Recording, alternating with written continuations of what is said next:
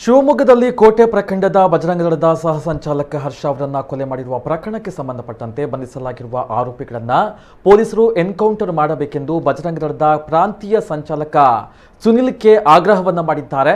ಮೂಡಬಿದ್ರೆಯಲ್ಲಿ ಪ್ರಖಂಡದ ವಿಶ್ವ ಹಿಂದೂ ಪರಿಷತ್ ಬಜರಂಗ ದಳದ ವತಿಯಿಂದ ನಡೆದಂತಹ ಪ್ರತಿಭಟನಾ ಸಭೆಯನ್ನ ಉದ್ದೇಶಿಸಿ ಅವರು ಮಾತನಾಡಿದರು. ಅಂದಿನ ಕಾಲದಲ್ಲಿ ಬಜರಂಗಿಗಳು ರಾಮನಿಗಾಗಿ ಎಲ್ಲವನ್ನ ಎದುರಿಸಿದ್ರು. ಇವತ್ತಿನ ಬಜರಂಗಿಗಳು ದೇಶಕ್ಕಾಗಿ, ಧರ್ಮಕ್ಕಾಗಿ, ತಾಯಿ ಭಾರತಿಗಾಗಿ ಯಾವುದೇ ತ್ಯಾಗಕ್ಕೂ ಸಿದ್ಧರಾಗಿದ್ದೇವೆ. ದಿನಗಳು, ವಾರಗಳು, ತಿಂಗಳುಗಳು ಅಥವಾ ವರ್ಷಗಳು ಉಳ್ಳಬಹುದು, ಆದರೆ ಪ್ರತಿಕಾರವನ್ನ ಖಂಡಿತ ತೀರಿಸ್ತೇವೆ ಎಂದು ಎಚ್ಚರಿಸಿದ್ರು. ಯಾವುದೇ ವಿರೋಧಗಳು ವ್ಯಕ್ತವಾದರೂ ನಾವು ರಾಜಾರೋಷವಾಗಿ ಎದುರಿಸುತ್ತೇವೆ. ಬೆದರಿಕೆಗೆ ನಾವು ಜಗ್ಗುವವರಲ್ಲ.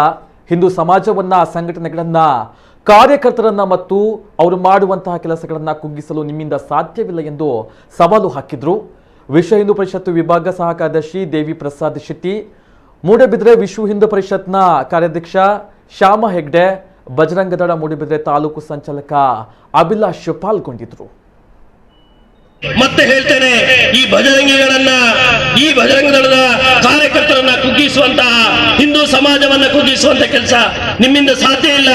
ಇವತ್ತು ಯಾವ ಒಬ್ಬ ಕಾರ್ಯಕರ್ತ ಹಿಂದೂ ಸಮಾಜದ ಕೆಲಸವನ್ನ ಮಾಡ್ತಾರೆ, ಅವರ ಮೇಲೆ ದಾಳಿಯನ್ನು ಮಾಡ್ತೀರಿ. ಆನಂತರ ಮುಂದುವರಿದು ಯಾರು ಕಾನೂನನ್ನ ರಕ್ಷಿಸುವಂತ ಕೆಲಸವನ್ನ ಮಾಡ್ತಾರೆ, ಪೊಲೀಸ್ ಇಲಾಖೆ ಮೇಲೆ ದಾಳಿಯನ್ನ ಮಾಡ್ತೀರಿ.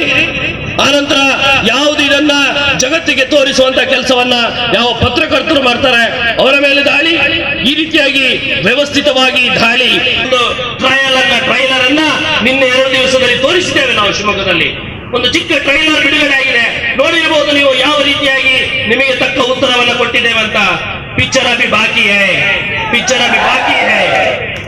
ಅವತ್ತು ಬಜರಂಗಿ ರಾಮನಿಗೋಸ್ಕರ ಎಲ್ಲವನ್ನು ಎದುರಿಸಿದ್ದ. ಇವತ್ತಿನ ಬಜರಂಗಿ ಈ ದೇಶಕ್ಕೋಸ್ಕರ, ಧರ್ಮಕ್ಕೋಸ್ಕರ, ಈ ತಾಯಿ ಭಾರತಿಗೋಸ್ಕರ ಯಾವುದೇ ಪ್ರಾಣ ಸಿದ್ಧರಾಗಿದ್ದಾರೆ. ಆರೋಪಿಗಳನ್ನ ಬಂಧಿಸಿದ್ದೀರಿ, ನಾವು ಮತ್ತೆ ಬಂಧಿಸುವುದಲ್ಲ, ಅವರನ್ನ ಎನ್ಕೌಂಟರ್ ಮಾಡಬೇಕೆನ್ನುವಂತಹ ಆಗ್ರಹವನ್ನ ಈ ಸಭೆಯ ಮೂಲಕ ಮಾಡ್ತಾ ನನ್ನ 2 ಮಾತುಗಳನ್ನು ಮುಗಿಸ್ತೀನಿ.